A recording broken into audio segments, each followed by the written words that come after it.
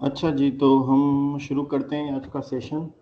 काफ़ी लोग cricket match में ज़ाहिर है बिज़ी होंगे, इंडिया पाकिस्तान की मैच है, तो फिर रिकॉर्डिंग चल रही है सेशन की। रिकॉर्डेड सेशन भी आपको मिलेगा यूट्यूब पे। मेरे यूट्यूब चैनल को सब्सक्राइब करेंगे उसी वक्त आपको ये विजिबल हो जाएगा। तो आज का सेशन है हमारा एक्सपीएस पार्ट 2 का, जो पास्ट पेपर है 2024 का, फरवरी और सितंबर का। ये मेरा अटेम्प्ट था, फरवरी में मेरा पहला अटेम्प्ट था। मेरी ट्रेनिंग ख़त्म हुई थी, उसके तकरीबन 7 से 10 दिन के बाद मैं अटेम्प्ट में बैठा था। अनफॉर्चुनेटली कुछ मार्क्स की वजह से एसीक्यू में रह गया था, फिर नेक्स्ट अटेम्प्ट सितंबर में क्लियर हो गया था मेरा। तो वो आज पेपर डिस्कस करेंगे। जो अगर किसी को डिस्कशन या कोई पॉइंट्स पूछनी है तो कमेंट बॉक्स में कर सकता है, या फिर यहाँ पे क्यू एंड ए सेशन में कर सकता है ज्वाइन करने के बाद। स्टार्ट करते हैं। पहले हम फरवरी 2024 का पेपर डिस्कस करेंगे और उसके आंसर्स जो ऑथेंटिक आंसर्स हैं और कहाँ से वो निकले हुए हैं तो वो डिस्कस करेंगे। आई होप मेरी आवाज़ क्लियर आ रही है सबको। तो जिन्होंने ज्वाइन किया है, अगर आवाज़ क्लियर नहीं है तो चैट बॉक्स में बता दें। तो फरवरी 2024 का शॉर्ट ऐसे क्वेश्चन पेपर, उसमें क्वेश्चन आया था, ये मैंने गलत किया था, उस वक्त मैंने ये आर्टिकल नहीं पढ़ा था। तो laser ablation therapy and its impact on the endodontic treatment, ये आपके जर्नल ऑफ एंडोनोटिक्स अगस्त 2023 से ये क्वेश्चन निकला था। और फरवरी 2024 में ये क्वेश्चन आया था कि लेज़र एब्लेशन थेरेपी क्या है, और उसमें एडवांटेजेस हम लिखेंगे यहाँ पे कि एंडोनोटिक ट्रीटमेंट पे क्या उसका इफेक्ट हो रहा है। तो लेज़र एब्लेशन थेरेपी एक बायो मैकेनिकल प्रिपरेशन के लिए यूज़ होती है फॉर द केनाल डिसइंफेक्शन, जिसमें हम क्या करते हैं कि एक लेज़र इंट्रोड्यूस करवाते हैं केनाल में, एक सॉल्यूशन ऑलरेडी केनाल में रखते हैं, उस सॉल्यूशन को हम लेज़र देते हैं, जो वो सॉल्यूशन को क्या करेगा, उसमें जो ऑलरेडी कार्बोनाइजिंग इफेक्ट प्रोड्यूस करेगा टिश्यूज के ऊपर उस सॉल्यूशन के थ्रू, और इनडायरेक्टली या डायरेक्टली जहां भी बैक्टीरिया हैं, लोकलाइज्ड हैं या फिर अंदर डेंटल ट्यूब्यूल्स में चले गए, तो वो उनको डैमेज कर देगा। ज़्यादातर लेज़र के बाद ये जो इसमें फ्लूइड होता है, जो ऑलरेडी आपके दो टेक्निक्स हैं, पैसिव अल्ट्रासोनिक इरिगेशन, उसमें विदाउट लेज़र आप करेंगे, दूसरा फोटो एक्टिवेटेड डिसइंफेक्शन है जिसमें हम कुछ मटेरियल्स इंसर्ट करते हैं, लेकिन इसमें एक लिक्विड, पर्टिकुलर लिक्विड है उसमें, वो ऐड करते हैं इसमें, और फिर लेज़र दे देते हैं जो कार्बोनाइजिंग इफेक्ट प्रोड्यूस करता है। जी, कोई क्वेश्चन है आपका? क्वेश्चन है तो पूछें भले।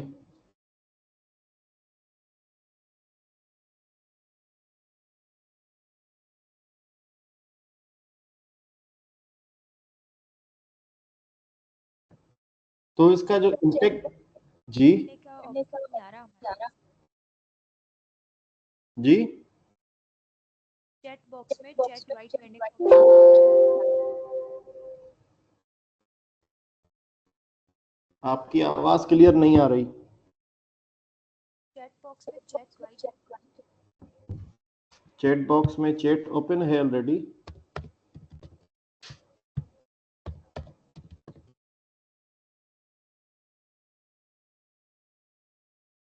आप स्टार्ट ही 23 जी, आपकी वॉइस क्लियर नहीं है मुझे।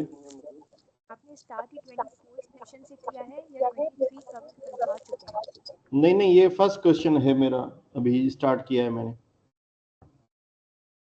ये फर्स्ट क्वेश्चन है लेजर एब्लेशन थेरापी पे, और जो फरवरी 2024 का पहला क्वेश्चन है ये। सेकंड क्वेश्चन, इसमें था, दो कंपोनेंट्स थे, एक था मैकेनिज्म ऑफ रीमिनरलाइजेशन एंड दूसरा उसमें था challenges for the remineralisation and how to address them. ये भी आपका डेंटल अपडेट जून 2023 से लिया गया था। ये भी अनफॉर्चुनेटली मेरा क्वेश्चन गलत था और मैंने मैकेनिज्म ये गलत लिखा था। तो ये क्वेश्चन का आंसर जो इस डेंटल अपडेट में टिपिकल पॉइंट्स में दिया गया है कहीं उसी आर्टिकल में। तो basic mechanism of remineralisation early carious lesion depend करता है कैल्शियम एंड फास्फेट के एक्सपोजर टाइम पे as well as concentration the biofilm adjacent to the tooth surface. एक तो ये बात जान लें, रीमिनरलाइजेशन के लिए हमेशा थोड़ा बहुत प्लैक लाजमी होता है। 100% प्लैक आप रिमूव नहीं कर सकते। विदाउट प्लैक सपोर्ट आपकी रीमिनरलाइजेशन नहीं होगी। जो इस आर्टिकल में कॉन्सेप्ट दिया गया था कि कुछ लेवल तक आप प्लैक रखेंगे टूथ के ऊपर, क्योंकि वो रीमिनरलाइजेशन में हेल्प करता है, क्योंकि आपका जो फ्लोराइड और ये कैल्शियम एंड फास्फेट्स हैं, ये जब प्लैक में अटैच होंगे फिर आपकी रीमिनरलाइजेशन इफेक्ट देंगे। तो बायोफिल्म आपका क्या एक्ट करेगा, एज अ रिजर्वायर एक्ट करेगा फॉर द मिनरल आयंस, जो कंटिन्यूअसली बफरिंग कैपेसिटी और रीमिनरलाइजेशन प्रोवाइड करता रहेगा। प्लस बायोफिल्म की वजह से अगर आप रिमूव कर रहे हैं तो आपका एक्सपोजर टाइम कम होगा जो भी मिनरल्स हैं फॉर द रीमिनरलाइजेशन, जिसकी वजह से उनकी कंसंट्रेशन भी कम हो जाएगी और रीमिनरलाइजेशन आपकी नहीं होगी। अगर आपका एक्सपोजर टाइम और कंसंट्रेशन कंट्रोल हो रहे हैं तो आपकी सब सरफेस जो डीमिनरलाइजेशन हो गई है वो बायोफिल्म के नीचे रीमिनरलाइज हो जाएगी और आपके calcium and phosphate will easily penetrate in the tooth.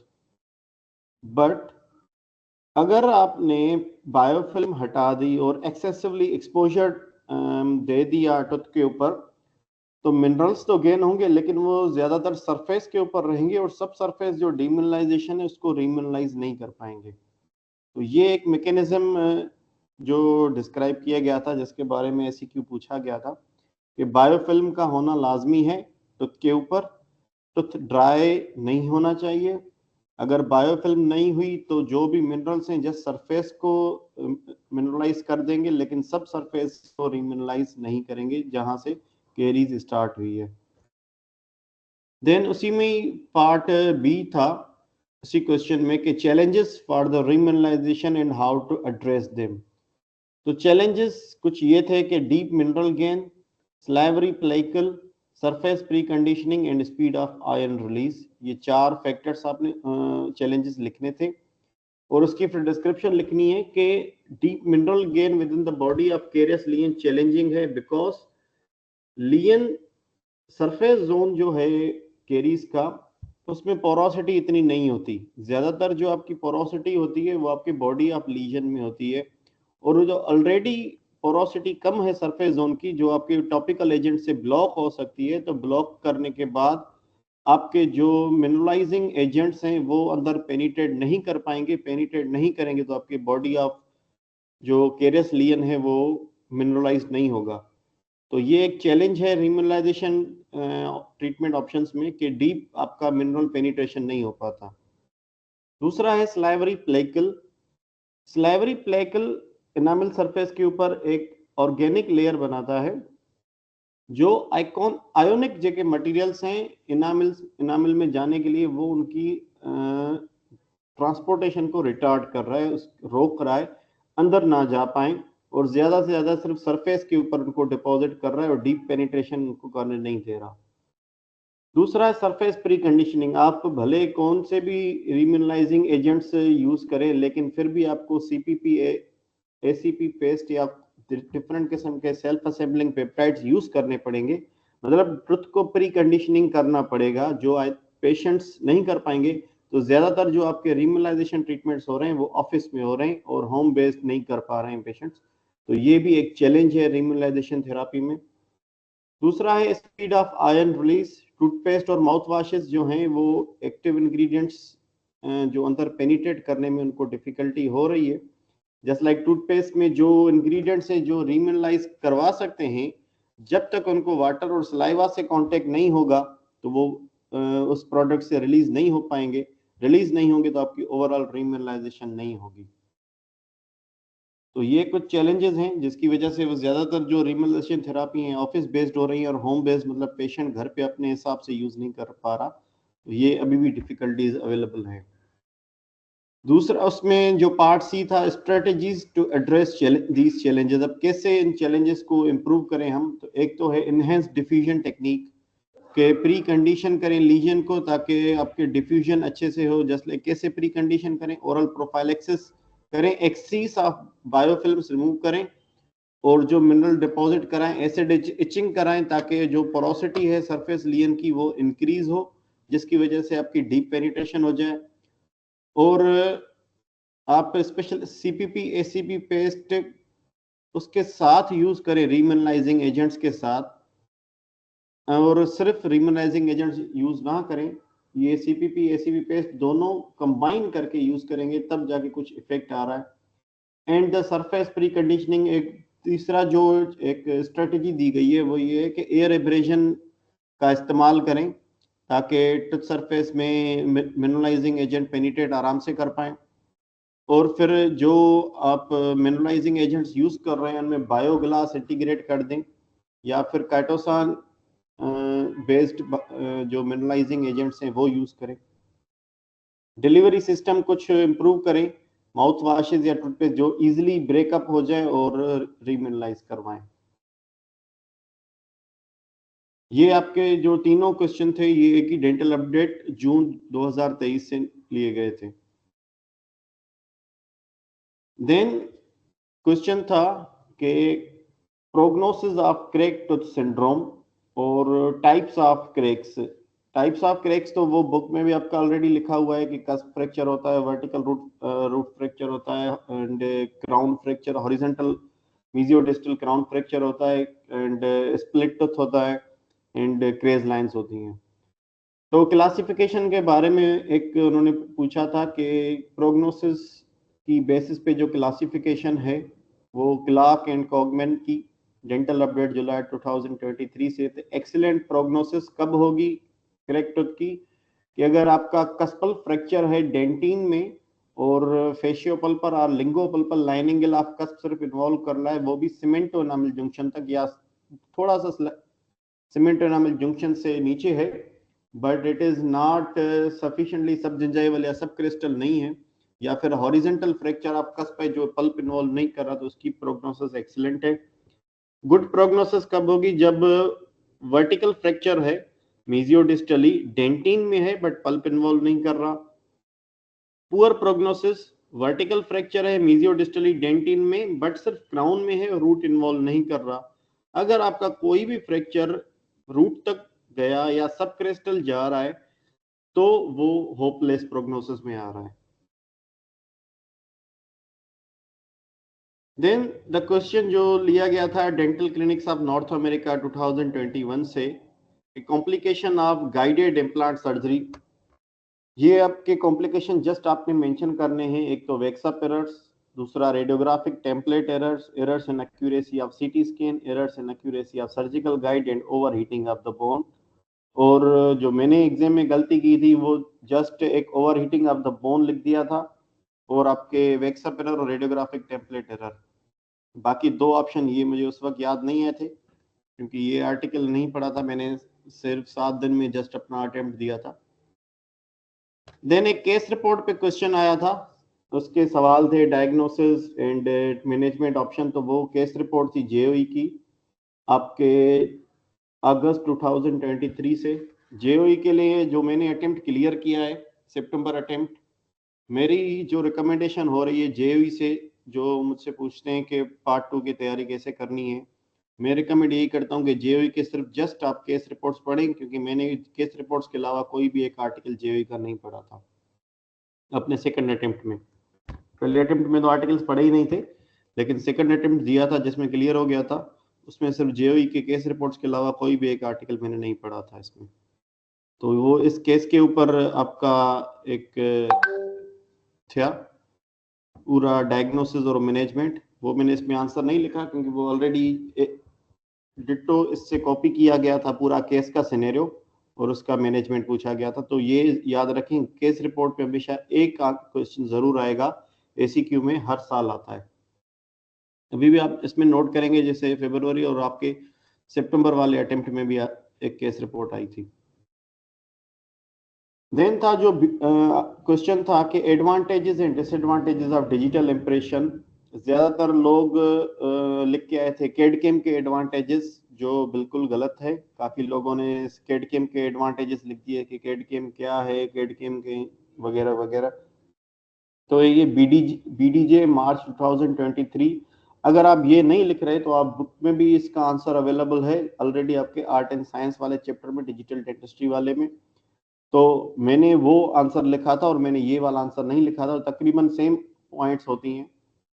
आपका जो बेनिफिट्स हैं डिजिटल इंप्रेशन के, एक तो इंप्रेशन मटेरियल और ट्रे की जरूरत नहीं है, पेशेंट को कोई डिस्कम्फर्ट नहीं हो रही, गैग रिफ्लेक्स नहीं होता है, सिंप्लीफाइड क्लिनिकल प्रोसीजर है, जल्दी में आपकी इंफॉर्मेशन मिल रही है, आपको पता चल रहा है आपकी कहाँ पे टूथ प्रिपरेशन सही नहीं हुई या कहाँ पे अभी स्पेस अवेलेबल नहीं है या है, जल्दी से आपको उसी वक्त इंफॉर्मेशन मिल जाएगी। डेंटल टेक्नीशियन और पेशेंट से कम्युनिकेट करने में आसान होगा और मॉडल्स संभालने की जरूरत नहीं पड़ेगी।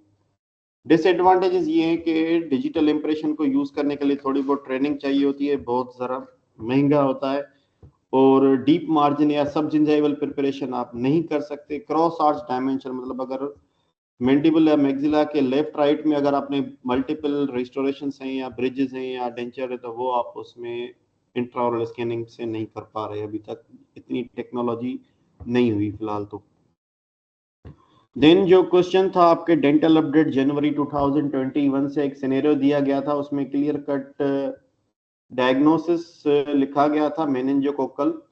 उसमें उन्होंने पूछा था कि डेंटल एबनॉर्मलिटीज इन मेनिंजोकोकल डिजीज क्या है, तो वो, और उस पे बीसीक्यू भी आया था, सब क्लिनिकल प्री मैक्सिलरी ऑस्टियोमाइलाइटिस, इस पे बीसीक्यू आया था मेनिंजोकोकल डिजीज, जो टिपिकल फीचर है इस डिजीज का।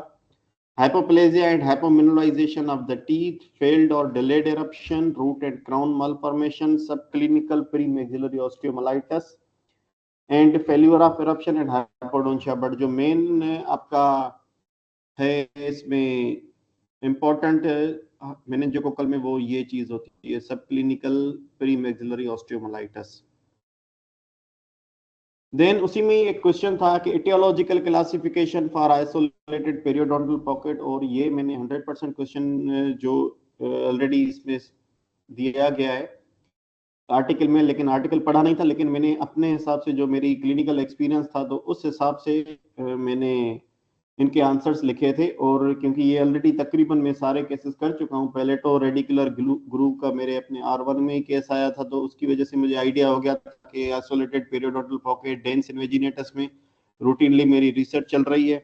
सर्वाइकल इनामिल प्रोजेक्शन पे एक एंडोपेरियोलियन आया था जो आइसोलेटेड प्रोबिंग डेप्थ दे रहा था। इनामिल पर्ल का मैंने एक पेशेंट डील किया था।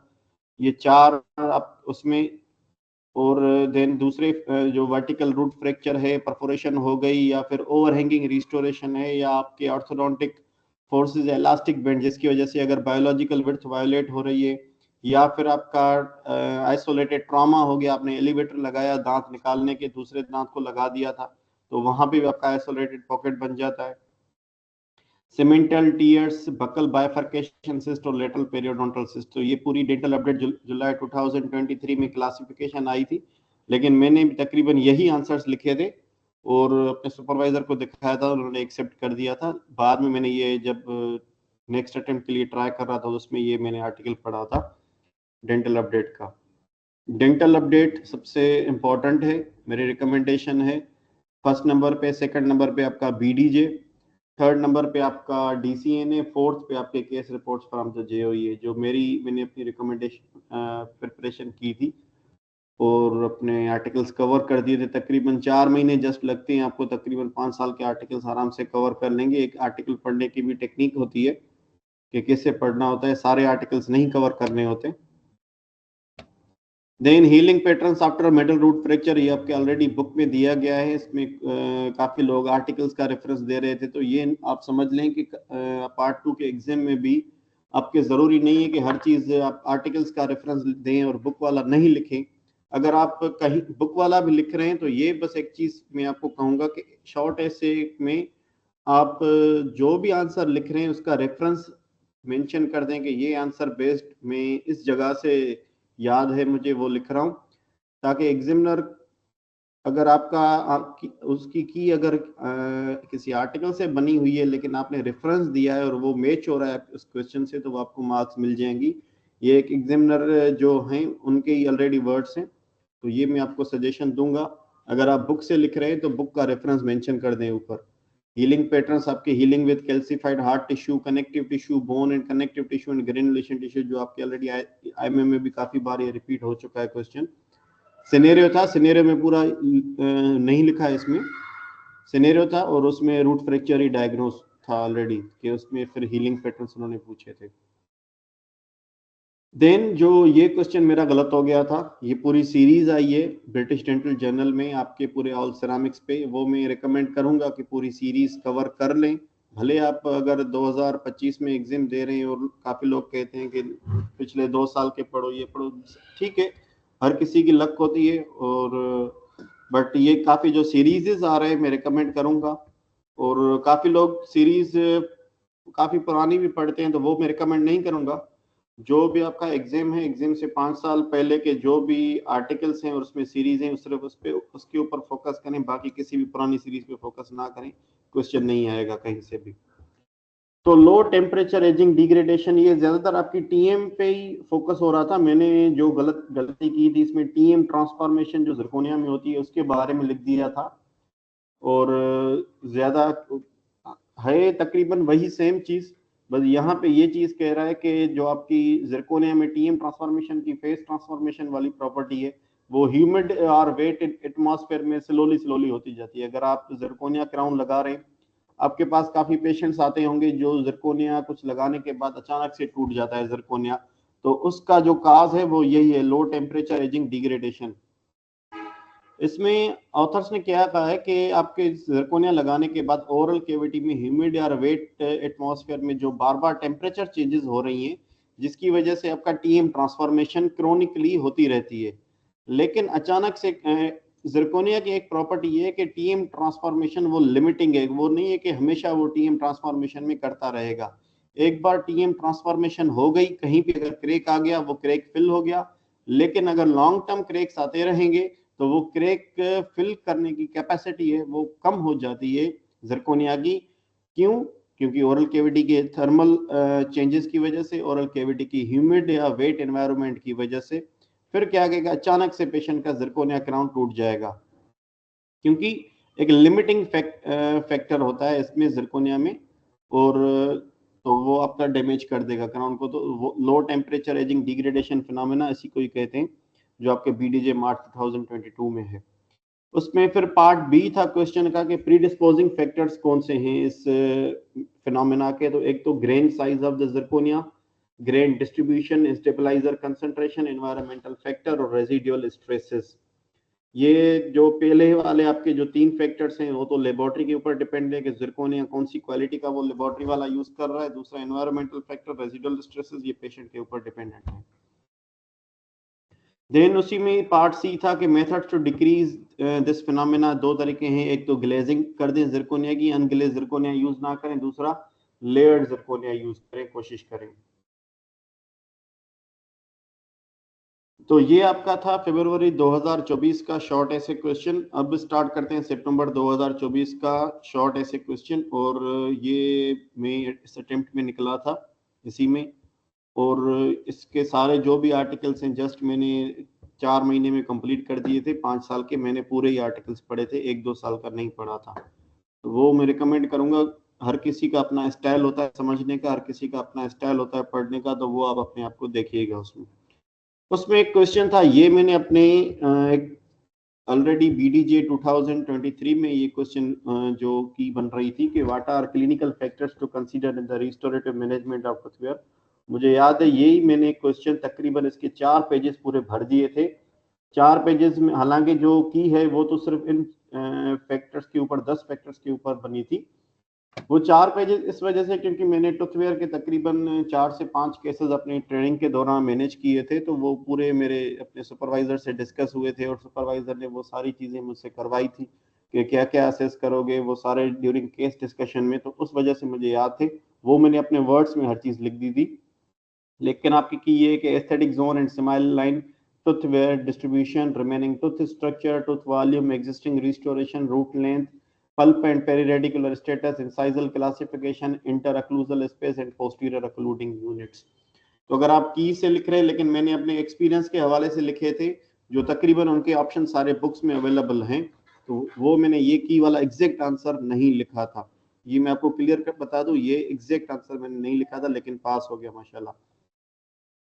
देन था कि रूट कैनाल ट्रीटमेंट, एक आर्टिकल है डेंटल अपडेट 2023 में, कंपैरिजन सर्जिकल कब करेंगे और नॉन सर्जिकल कब करेंगे, ये भी मैंने अपने वर्ड्स में लिखा था। ये की वाला आंसर मैंने नहीं लिखा था, ये मैं आपको क्लियर बताता चलूं, क्योंकि मुझे अपने एग्जामिनर सुपरवाइजर ने और एग्जामिनर से यही बताया था, आप रेफरेंस दे दें, आपको आराम से मार्क्स मिल जाएंगी। जरूरी नहीं है कि हर चीज आप आर्टिकल से ही लिखें, क्योंकि हमारा जनरली डिस्कशन होता रहता है। मैं काफ़ी अभी तो स्टूडेंट्स को पढ़ाता हूँ, तो उसमें स्टूडेंट्स को भी यही डिस्कस हम करते हैं, अंडर जो पीजीज हैं और अंडर ग्रेजुएट्स दोनों को।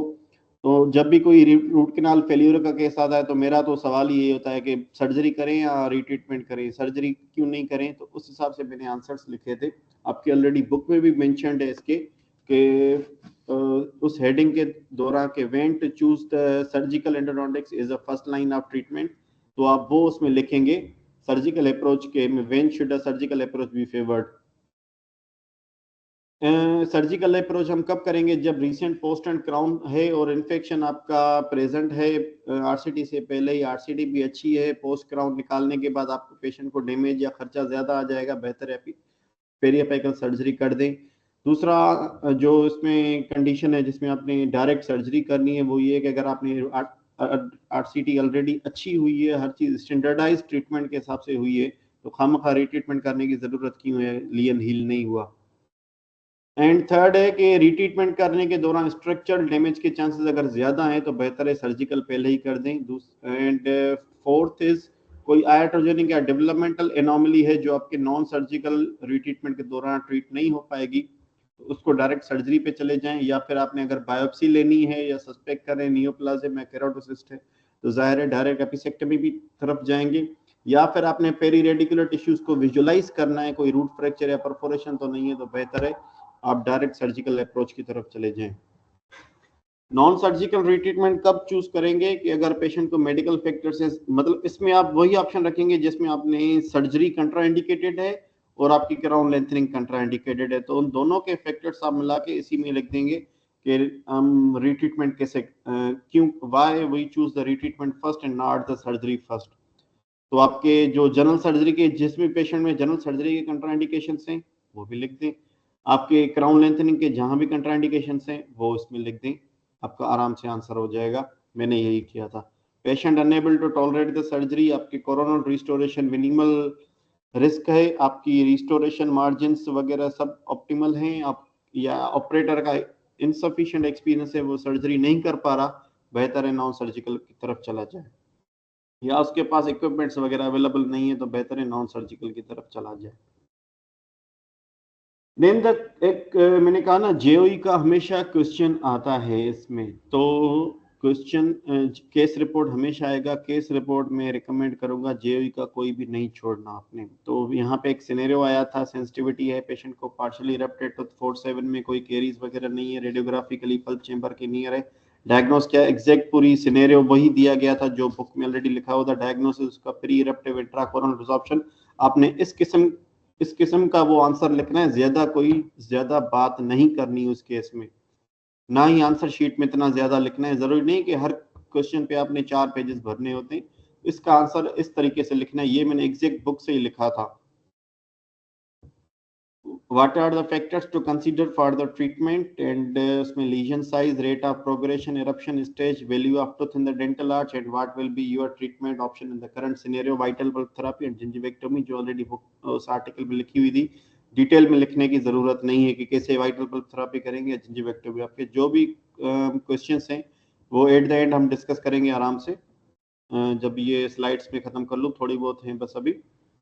देन एक क्वेश्चन था रेजिन बॉन्डेड ब्रिज पे, ये इन्होंने फर्स्ट टाइम दिया था, वरना जो सीपीएसपी की गाइडलाइन ये है कि हाँ ब्रिटिश डेंटल जर्नल के लिए भी रिकमेंड कर दूं, सिर्फ एंड सिर्फ आपने जो उसकी क्लिनिकल वाली कैटेगरी है वो करनी है, बाकी कोई भी बीडीजे का आर्टिकल नहीं करना। ये बात समझ लें, बीडीजे के काफी हद से ज्यादा आर्टिकल्स आते हैं, जहां पे भी वो क्लिनिकल वाली कैटेगरी वाला आर्टिकल है जस्ट आपने वो करना है, और क्लिनिकल वाली कैटेगरी का भी वही आर्टिकल करना है जो ऑपरेटिव डेंटिस्ट्री से रिलेटेड हो। काफी लोग गलती करते हैं, सारे बीडीजे के आर्टिकल्स पढ़ लेते हैं, कंफ्यूजन मुझे पता है, कोई आर्टिकल इस तरह किसी को याद नहीं रहता।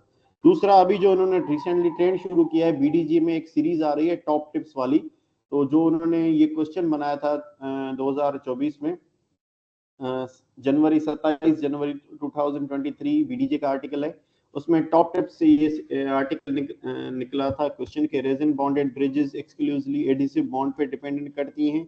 उसका जो क्वेश्चन था, what are the protective features of adhesive interface of resin retained bridges, ये 4 उसके ऑप्शंस हैं, जस्ट आपने ऐसे लिखने हैं, bonding, substrate, framework design, abutment stability and loading. मैंने तो अपने वर्ड्स में लिखा था, लेकिन सबके जो कॉन्सेप्ट थे यही थे। और पार्ट 2 के लिए मैं रिकमेंड करूंगा आर्ट एंड साइंस जरूर पढ़ना, क्योंकि ज्यादातर समिट में जो अभी तक डेवलपमेंट्स नहीं आई, समिट अपडेटेड नहीं हुआ है, आर्ट एंड साइंस आपका 7th एडिशन अपडेटेड है, तो उसको पढ़े, आर्टिकल्स आपकी पढ़ने की नीड कम हो जाएगी उसमें पार्ट 2 के हवाले से। देन एक सिनेरियो था आपके डीसीएनए जुलाई 2023 से, अगर आप क्योंकि ये मैंने वैसे डीसीएनए की ये वाली सीरीज नहीं पढ़ी थी, इसका आंसर मैंने लिखा था ल्यूकीमिया वाले पेशेंट का, जो ऑलरेडी आपके वेलबरी में लिखा हुआ है, और ऊपर से मैंने रेफरेंस उसका मेंशन कर दिया था, वेलबरी चैप्टर नंबर जो आई थिंक 18 है या फिर 16 है। तो वो सिनेरियो था, पूरा सिनेरियो में पूछा यही जा रहा था कि हेमेटोपोएटिक स्टेम सेल ट्रांसप्लांट या और ल्यूकीमिया के लिए हो रहा है, तो उसमें कैसे क्लियरेंस आप देंगे। बुक में आपके वेलबरी में ऑलरेडी मेंशन की गई है, लेकिन आप डीसीएनए जुलाई 2003 में भी वो केस रिपोर्ट्स अवेलेबल है, क्योंकि डीसीएनए जुलाई 2003 में सारे केसेस ही आए थे, केस रिपोर्ट्स थी, सारे उसके मैनेजमेंट थे, तो जो उसमें ऑप्शंस हैं वो आप उसमें लिख सकते हैं।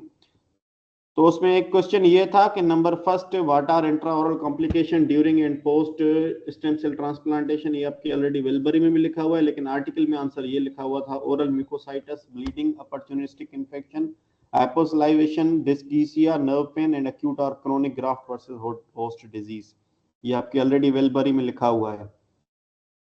देन जो उसमें पार्ट 2 था क्वेश्चन का, what is complete partial and minimal intervention protocol for dental treatment before haematopoietic stem cell transplantation, ये मुझे याद इस वजह से, मैंने ऑलरेडी ये आंसर पढ़ा था, लेकिन वो इंटरनेट के किसी और आर्टिकल से पढ़ा था, क्योंकि एक बार मुझे कॉल की गई थी लिवर ट्रांसप्लांट के पेशेंट के लिए फॉर द डेंटल क्लियरेंस, तो उसमें मैंने एक आर्टिकल पढ़ा था डिफरेंट, ये डीसीएनए का नहीं पढ़ा था, दूसरा एक किसी वेबसाइट पे आर्टिकल था, तो मैंने वो मेरे माइंड में याद था, तो वो मैंने उसका रेफरेंस देके उसका आंसर लिखा था, ये वाला आंसर नहीं लिखा जो एग्जैक्ट इसमें लिखा हुआ है। तो प्रोटोकॉल टाइप पार्शियल कब करेंगे, कंप्लीट कब करेंगे, और मिनिमल, वो आपने इस तरीके से, अगर आपको टेबल याद हो रही है तो आप इस तरीके से लिख सकते हैं। तो मैंने कहा ना, हर किसी के पढ़ने का तरीका अलग से होता है, लेकिन मैं पास हो गया, अब कौन से आंसर पे करेक्ट हुए किया वो तो मुझे पता नहीं, पर मेरे हिसाब से अगर मैं पास हुआ तो ये आंसर करेक्ट ही होगा, लेकिन मैंने वो ये एग्जैक्ट नहीं लिखा था और डिफरेंट वेबसाइट से, लेकिन उसका रेफरेंस दे दिया था कि ये मैंने फलाने आर्टिकल से, जो है सीपीएसपी की उस क्राइटेरिया में आर्टिकल नहीं था, जो ऑलरेडी उसके सिलेबस में दिए गए हैं। तो ये टेबल आपको ऑलरेडी डीसीएनए के उस आर्टिकल में मिल जाएगी कि कंप्लीट ट्रीटमेंट कब करेंगे और पार्शियल ट्रीटमेंट कौन सी सिचुएशन में करेंगे, ये सारे उसके इंडिकेशंस हैं। देन एक स्टेटमेंट थी कि statement about pleasant smile, what are the psychological, biological and dental and mechanical factor for smile design, ये आपके डीसीएनए जुलाई 2022 से लिया गया था, और ये वाला आर्टिकल भी मैंने कवर थोड़ा बहुत किया था, लेकिन पूरा आर्टिकल कवर नहीं किया था, और ये भी मैंने अपने वर्ड्स में लिख दिए थे, और मैकेनिकल फैक्टर्स मैंने छोड़ दिए थे, ये मैं बताता चलूं, सिर्फ साइकोलॉजिकल और बायोलॉजिकल फैक्टर्स लिखे थे, क्योंकि मैकेनिकल फैक्टर्स का उस वक्त मुझे आइडिया समझ में नहीं आ रहा था। साइकोलॉजिकल तो एक चल रहा है कि पेशेंट की जो कंप्लेंट्स होती हैं उसमें मैंने लिख दिए थे यही कि माल एक्लूशन है, डिस्कलरेशन है, स्टेनिंग है या टीथ मिसिंग है।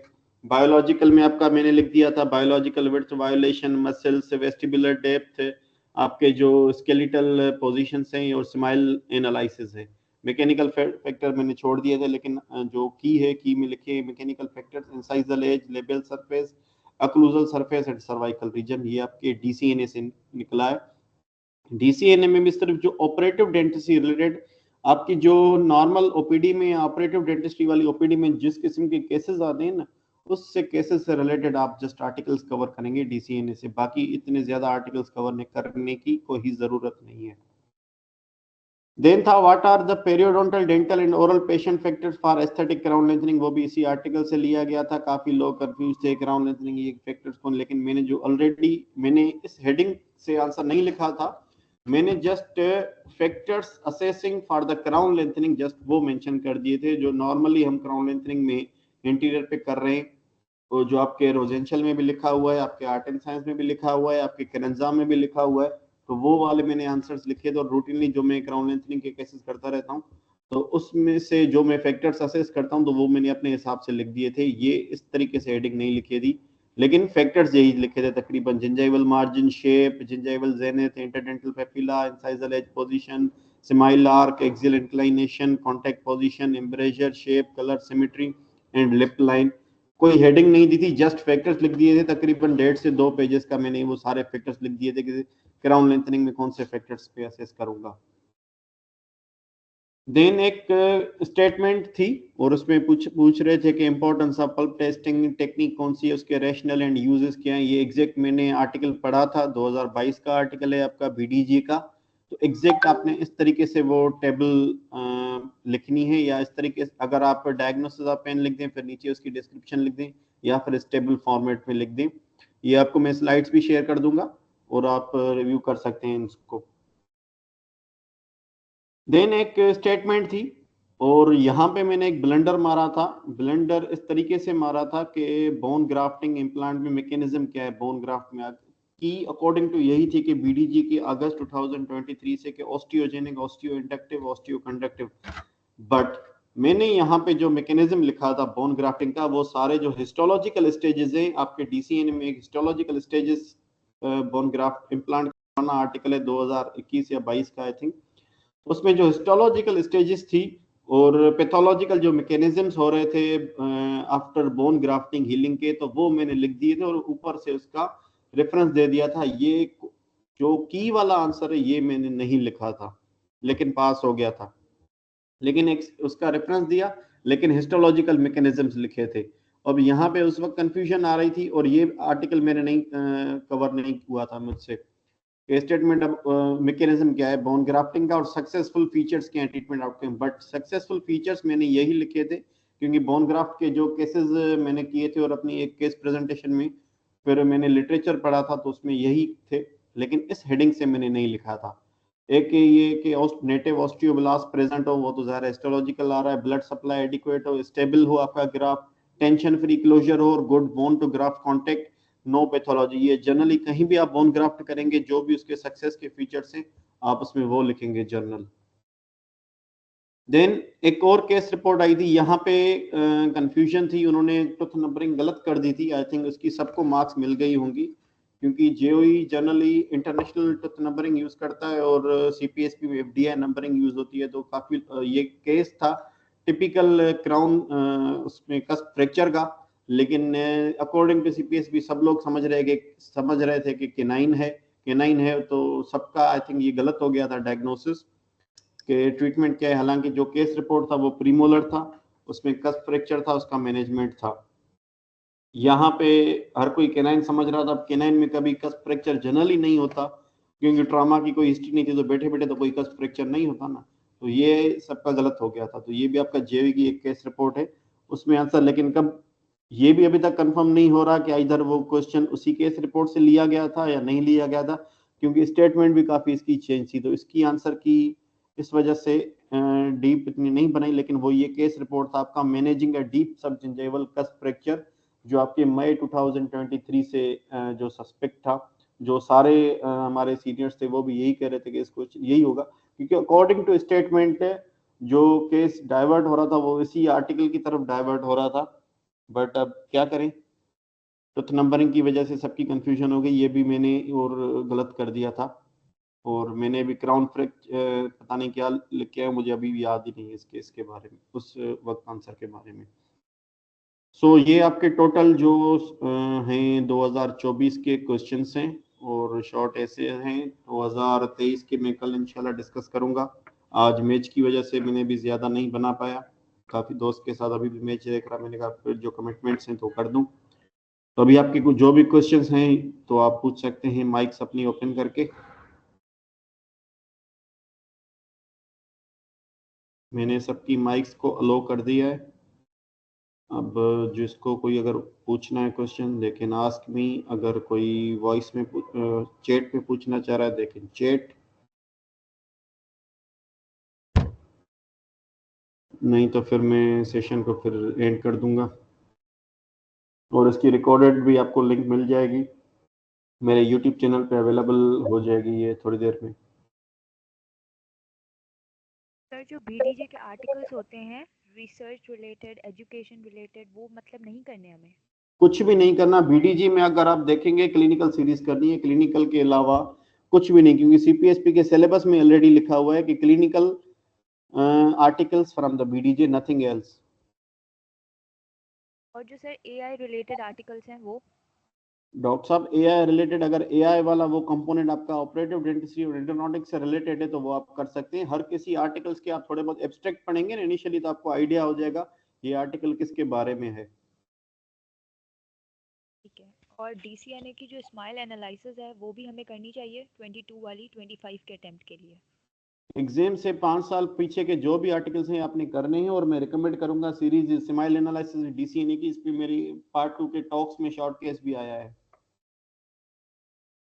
ठीक है। और जिरकोनिया वाली सीरीज भी? हाँ अल्सरामिक सीरीज रिकमेंड करूंगा, आपकी क्लिनिकल प्रैक्टिस के लिए भी काफी हेल्प हो जाएगी और आपके एग्जाम में भी आ सकती है क्वेश्चन।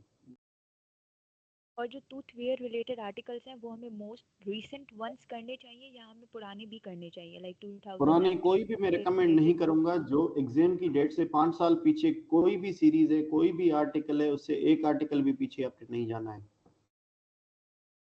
नो मैटर फिर वो एनोमलीज का हो, इम्प्लांट्स का हो, वियर का हो, कोई भी? कोई भी हो, कोई भी हो, टाइम वेस्ट नहीं करो उसके ऊपर। स्मार्ट स्टडी करनी है, खामखा इतने आर्टिकल्स नहीं रिटेन कर पाओगे, कंफ्यूज हो जाओगे। रिवीजन पे ज्यादा फोकस करें। ठीक है। और जो बीडीजे के आर्टिकल्स होते हैं वो भी कंप्लीट पढ़ने होते हैं, लेकिन उसमें जो मेथड्स होते हैं उसको हम लोग स्किप कर दें। और अगर बीडीजे में कोई केस रिपोर्ट हो तो? बीडीजी में सिर्फ आप अगर बीडीजी की वेबसाइट में आपको यहीं पे आगे शो कर देता हूँ, यहाँ पे आपसे स्क्रीन शेयर करते हैं। यहाँ पे मैं आपको यहाँ पे दिखा रहा हूँ उसका सिस्टम।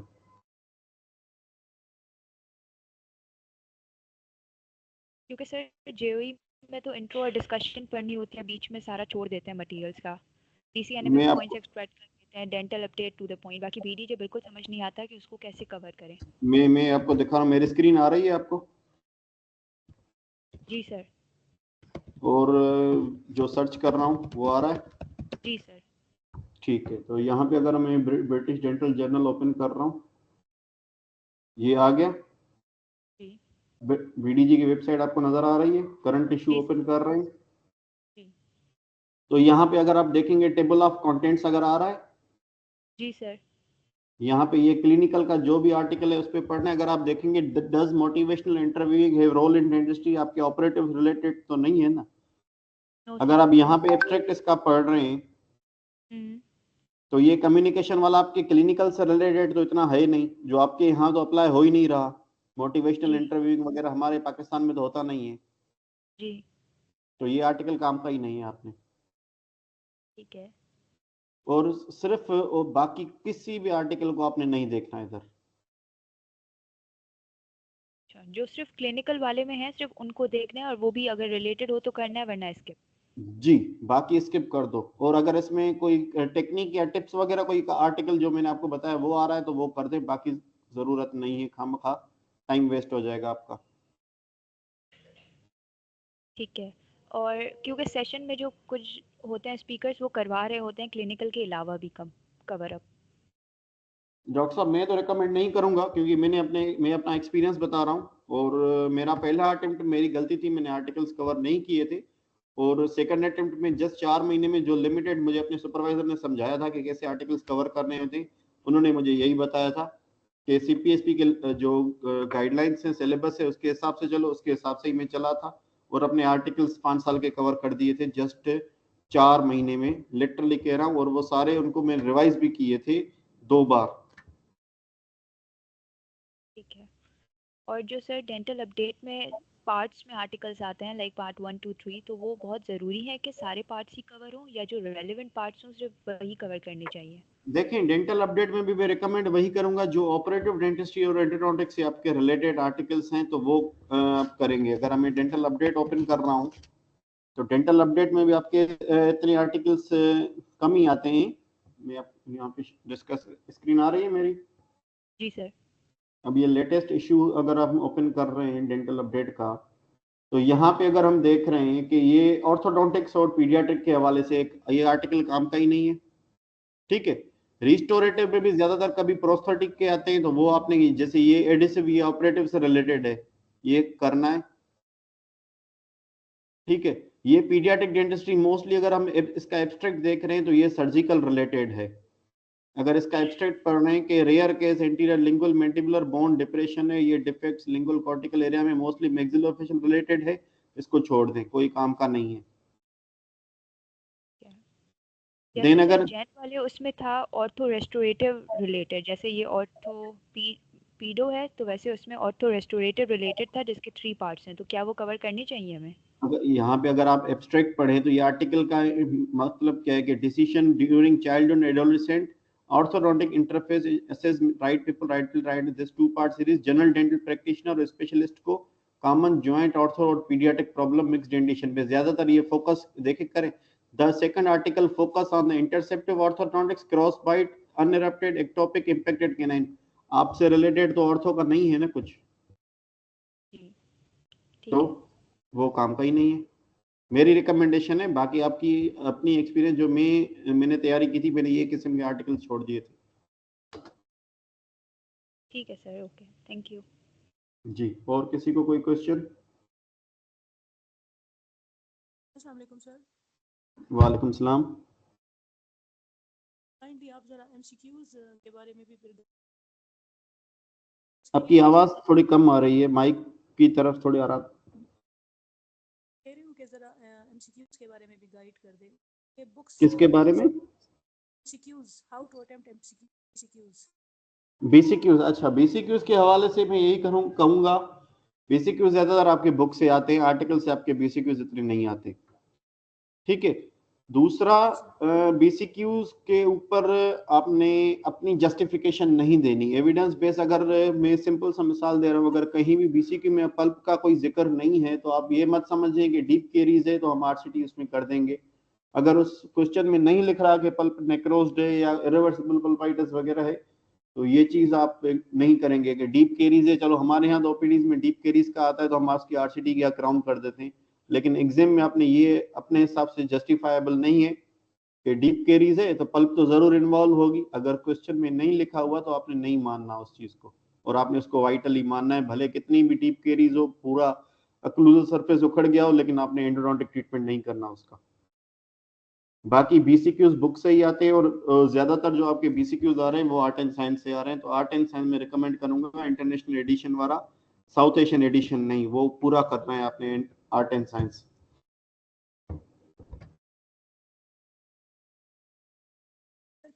ट्रीटमेंट प्लानिंग के जो भी चैप्टर्स हैं आपके रोजेंशल में, पेरियो में, जो जो भी बुक्स हैं सबके करने हैं आपने।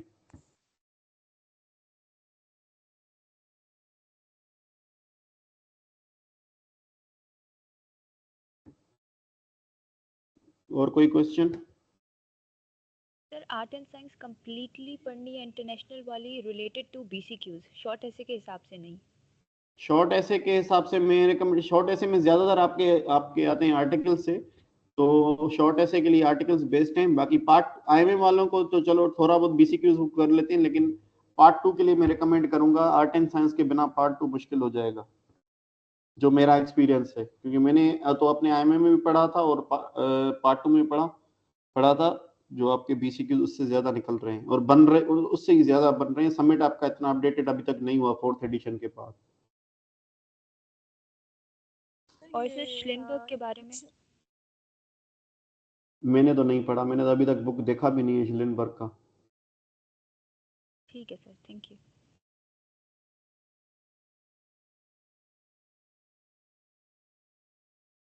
बुक्स जो ऑलरेडी आपके रिकमेंडेड हैं उससे बाहर नहीं जाएं, आपके POP, Welbury, Summitt, art and science, बस।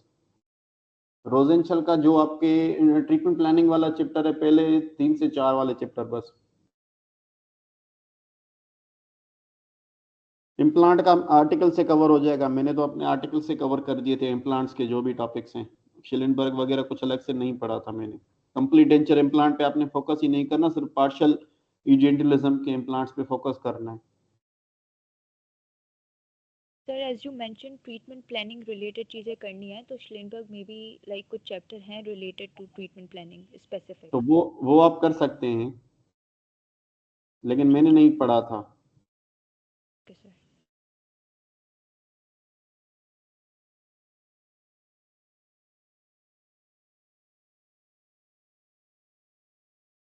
सर जो जेओई की केस रिपोर्ट्स होती हैं वो exact with the tooth number, symptoms, diagnosis, हमें एग्जैक्ट उसको याद करना है जी जी वर्ड बाय वर्ड। जी जी जी जी जी जी वो एग्जैक्ट ऐसे ही आती हैं, जो कॉपी पेस्ट कर देते हैं वो एग्जाम में।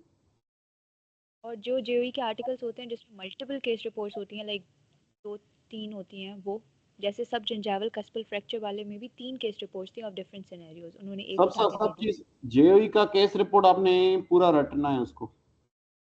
वेदर उसमें एक केस रिपोर्ट हो या 3-4। हाँ हाँ, कोई भी केस आ सकता है उसमें से, जाहिर है कभी किसी में मैनेजमेंट थोड़ा डिफरेंट होगा, कुछ चेंजेस होंगी। और अगर हम लोग ये मेंशन ना करें कि हम लोग जो आंसर लिख रहे हैं वो वेदर हम लोग आर्टिकल से लिख रहे हैं या बुक से, तो इज़ दैट फाइन? क्योंकि ज़रूरी नहीं है कि 10 के 10 क्वेश्चंस के रेफरेंस याद रहे हमें। लेकिन मैं रिकमेंड करूंगा, कोशिश करो रेफरेंस दिया करो, उसमें प्लस पॉइंट्स मिलेंगी आपको आंसर में।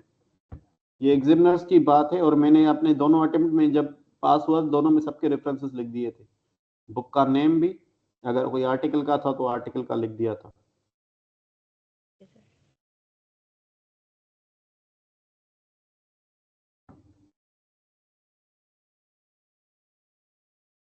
और सर जो डीसीएनए में आते हैं हमारे पास टीएमजे रिलेटेड सीरीज हैं, sleep obstructive sleep apnoea related, ये करनी है, कोई ये हमारी काम की नहीं। में आती है? आप मैनेज करते हो ऑब्स्ट्रक्टिव स्लीप एपनिया के पेशेंट को वैसे नॉर्मली क्लिनिक पे? नहीं। तो नहीं करते हो तो वो एग्जाम में क्यों आएगा? इतने तो वो भी पागल नहीं है सीपीएसपी वाले। ठीक है। तो सर ऐसे तो हम लोग ज़ैगोमैटिक इम्प्लांट्स, टेरेगोइड इम्प्लांट्स भी नहीं लगाते, लेकिन वो सीनियर्स कहते हैं कि करने हैं because implant is included in our syllabus. Doctor साहब अगर मुझसे पूछेंगे तो मैंने तो ये सारी चीजें पढ़ी भी नहीं है, ना ही मुझे कुछ आइडिया है ज़ैगोमैटिक इम्प्लांट्स के बारे में, जस्ट मैंने नाम सुना है, कुछ डिटेल उसकी है ही नहीं मेरे पास। ठीक है, तो मतलब अकॉर्डिंग टू यू वो जो डीसीएनए में ऑब्स्ट्रक्टिव स्लीप एपनिया और टीएमजे रिलेटेड है वो हम पूरा स्किप कर दें, पूरा पूरा एक पूरा बार? स्किप कर दो। जो ऑपरेटिव डेंटिस्ट्री आपके रूटीन, इमेजिन करें आपकी ओपीडी ऑपरेटिव डेंटिस्ट्री आपकी आ रहा है, केसेस रिलेटेड सिर्फ आपने वो करने हैं। ठीक है, थैंक यू।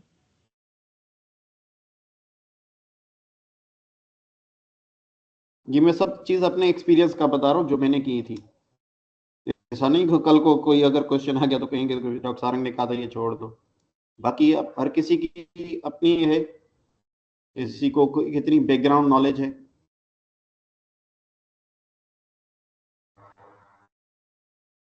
तो वहां पे वो लग आ जाती है। अगर आपने पुराना अंडर ग्रेजुएट कहीं से भी जो आपकी कहते हैं कि नॉलेज जहां जहां से मिल रही है लेके चलो, अगर वो कहीं से कहीं सबकॉन्शियसली आ जाती है या तो वो फेवर कर देती है। बट मैं अपना एक्सपीरियंस के हिसाब से बता रहा हूँ, ये चीजें मैंने तो कुछ भी ये चीज नहीं की थी, और आराम से मेरा सेकंड अटेम्प्ट हो गया था। एग्जाम देख के आया था, मुझे पता था निकल जाएगा। Sir how far do you think exam date से पहले आपका कवर अप हो जाना चाहिए और आप अपनी रिवीजन स्टार्ट कर दें ऑन अ सेफ नोट? जो एग्जाम डेट जिस महीने में उसकी पहले से आपने रिवीजन स्टार्ट करनी है। लाइक उसके 1 मंथ पहले तक आपका भले सिलेबस चल रहा हो। सिलेबस से देखें, आपका सिलेबस कभी भी जिंदगी में खत्म नहीं होगा, ये भी बात जान ले। अगर 15 तारीख को एग्जाम है तो या 20 तारीख को एग्जाम है तो फर्स्ट उस महीने की फर्स्ट से आपने रिवीजन, जो मैं अपना एक्सपीरियंस तरीका बता रहा हूँ, फर्स्ट से उसकी सिर्फ रिवीजन करनी है। भले कितने भी नए आर्टिकल्स आए, मैंने उसको देखा भी नहीं था, ना ही देखना है उसमें, क्योंकि उस एग्जाम नए से आर्टिकल के कितना टाइम चक्कर पहले में तक, दूसरी चीजें भूल जाएंगे। मतलब एग्जाम से कितना टाइम पहले हमें आर्टिकल्स न्यू वाले स्टॉप कर लेने चाहिए? मेरे जो सितंबर अटेम्प्ट था, मैंने 30 अगस्त तक आर्टिकल आखिरी पढ़ा था बस। अच्छा ठीक है।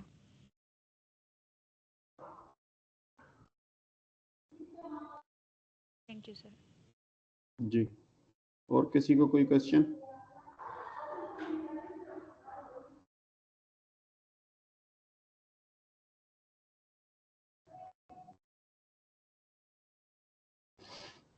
अगर कोई क्वेश्चन नहीं है तो फिर एंड करें सेशन को। जी सर कर दें, थैंक यू सो मच। ठीक है, अल्लाह हाफिज।